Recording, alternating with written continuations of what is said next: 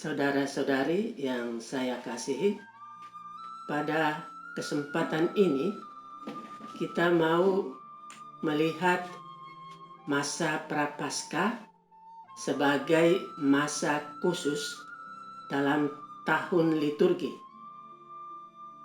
Masa Prapaskah sebagai masa yang khusus mempunyai kekhasan dalam menghayati misteri Paskah. Keseluruhan tahun liturgi adalah masa untuk mengalami misteri Paskah, yang puncaknya adalah misteri Yesus menderita, mati, dan bangkit lagi. Tetapi hidup Yesus sebelum menderita, mati, dan bangkit lagi, itu kita kenangkan selama tahun liturgi.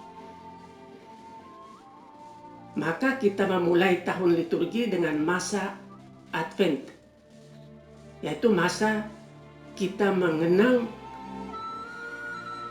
Yesus dikandung oleh Bunda Maria, dan kita menantikan kelahirannya. Sebagai persiapan untuk Natal, masa Advent adalah masa menantikan datangnya Tuhan. Dan selama masa Natal, kita mengalami hadirnya Tuhan yang lahir dalam diri seorang anak kecil, lalu bertumbuh menjadi remaja. Kemudian gereja menolong kita untuk mengalami masa khusus yang lain, yaitu masa Prapaskah,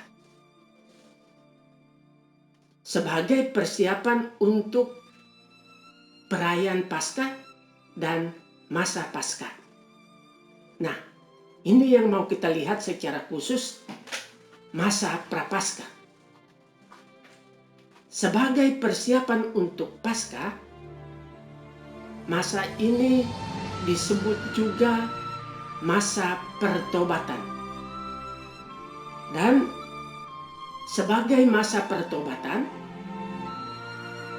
kita mengalami hadirnya Yesus yang mau mengajar kita bagaimana cara kita bertobat.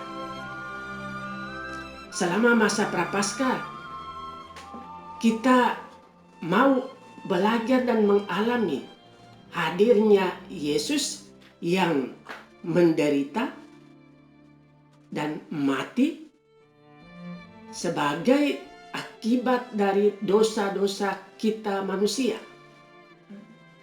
Dan kita mau ambil bagian dalam hidup dan karya Yesus ini, mau turut menderita dan turut mati bersama Kristus. Hal ini merupakan hal yang inti dalam perayaan pembaptisan. Maka selama masa Prapaskah ini, kita sebetulnya juga mengenangkan pembaptisan kita, yaitu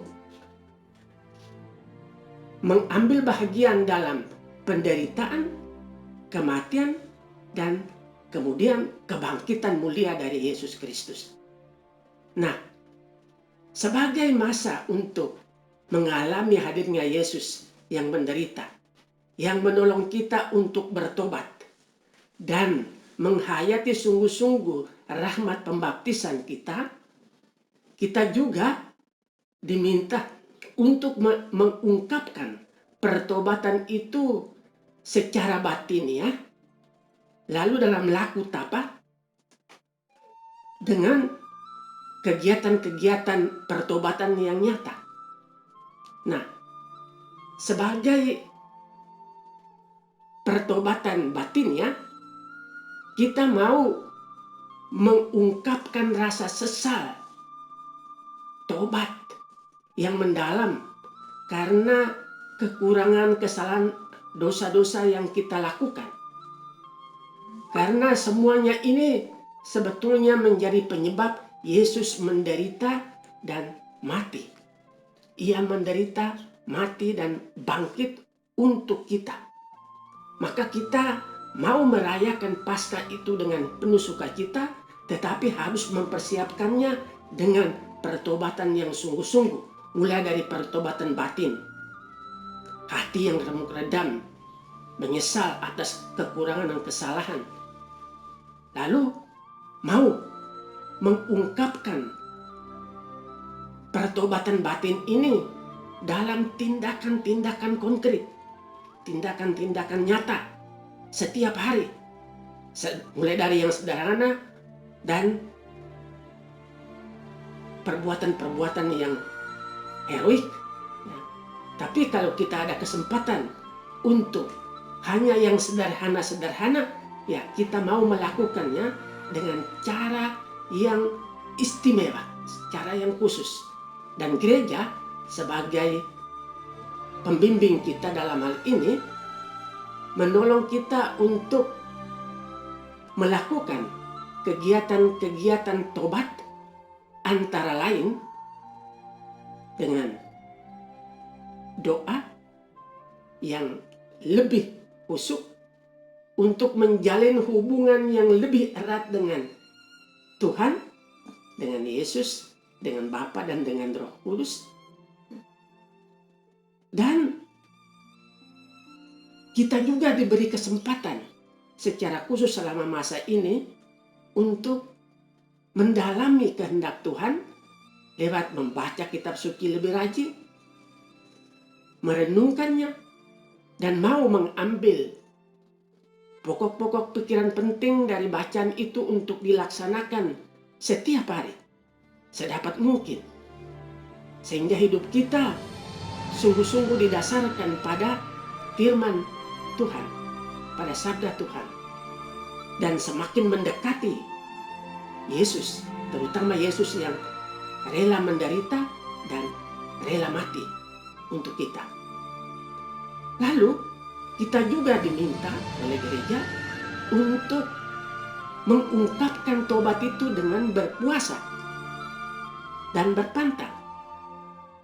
Sebenarnya gereja mengajak kita untuk berpantang sepanjang tahun liturgi, yaitu selama setiap hari Jumat dalam pekan, kecuali hari Jumat itu adalah hari raya.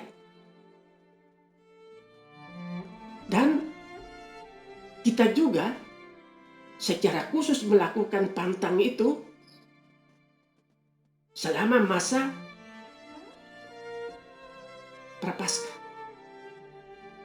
dengan intensi yang sangat khusus, mengambil bahagian dalam penderitaan dan kematian Kristus. Sehingga dengan demikian kita semakin mengalami hadirnya Tuhan. Lalu kita juga diminta oleh gereja untuk berpantang dan berpuasa pada hari Rabu Abu dan hari Jumat Agung sebelum hari Raya Paskah. Dan puasa adalah makan kenyang hanya sekali sehari. Kali lain bisa makan tetapi dikurangi sedapat mungkin, tidak sampai kenyang.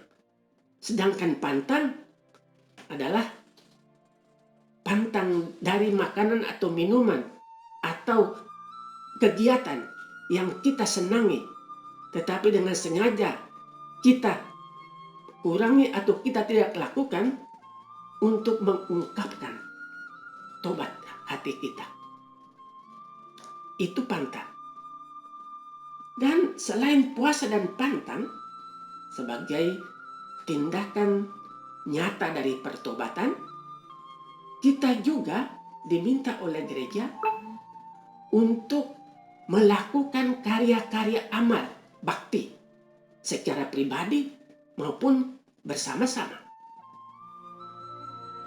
Secara pribadi, kita bisa menggunakan waktu kita untuk memperhatikan orang-orang lain yang sangat membutuhkan bantuan dan pertolongan. Terutama orang yang menderita, orang yang sakit, orang yang ada di penjara, orang yang mengalami kesukaran, kesulitan, dan sulit menemukan jalan keluar. Secara pribadi kita bisa membantu dan menolong mereka, terutama pada masa prapaskah ini. Dan secara bersama-sama kita bisa melakukan kegiatan-kegiatan karya bakti, amal kasih. Bersama-sama mengunjungi orang sakit, bersama-sama melakukan kerja bakti untuk pembersihan lingkungan. Ini contoh-contoh konkret yang memang perlu kita rencanakan bersama-sama untuk mewujudkan tobat sejati dalam tindakan karya amal bakti.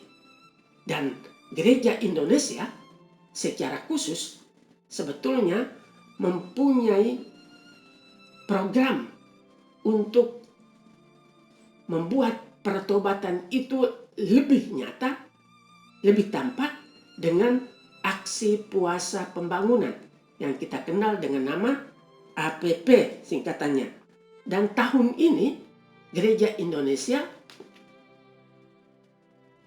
mau melaksanakan aksi puasa pembangunan ini dengan tema ekonomi solidaritas, membangun ekonomi yang berbela rasa, yaitu semakin bertobat berarti semakin solider. Apalagi selama masa COVID ini, kita diminta untuk melakukan tindakan-tindakan solidaritas, memperhatikan orang-orang lain yang mungkin jauh lebih membutuhkan. Meskipun kita merasa kekurangan, tapi kita tahu bahwa ada orang yang mungkin jauh lebih berkekurangan. Untuk mereka-mereka itu kita mau turut ambil bagian aktif dalam aksi puasa pembangunan dengan tema tadi, ekonomi solidaritas. Secara praktis di paroki-paroki, umat diminta untuk memberi sumbangan khusus APP, sumbangan aksi puasa pembangunan dalam bentuk uang. Kadang-kadang ada yang memberinya dalam bentuk natural, tetapi yang diminta terutama adalah dalam bentuk uang, supaya sebagiannya diserahkan kepada keuskupan dan yang lain diserahkan ke, nanti keuskupan akan menyerahkannya ke komisi PSE KWI supaya nanti digunakan untuk membantu kelompok-kelompok atau orang-orang yang sungguh-sungguh mengalami kesukaran kesulitan, tetapi harus melewati proses membuat proposal yang disetujui oleh Bapak Uskup setempat dan diajukan ke PSE KWI. Lalu kalau sudah disetujui, diserahkan sumbangan itu kepada kelompok itu untuk digunakan untuk meningkatkan taraf hidup dan membantu mereka untuk menjadi lebih manusiawi, sehingga dengan demikian kelompok-kelompok kecil ini yang memang menderita kekurangan itu dapat dibantu karena semangat ekonomi solidaritas ini. Diharapkan bahwa dengan kegiatan-kegiatan ini, kita sungguh-sungguh memberi kesaksian kepada orang lain bahwa kita sungguh-sungguh bertobat sebagai semangat mempersiapkan kebangkitan Kristus, yaitu Hari Raya Paskah. Semangat ini kiranya menjiwai kita selama hari-hari masa Prapaskah. Terima kasih.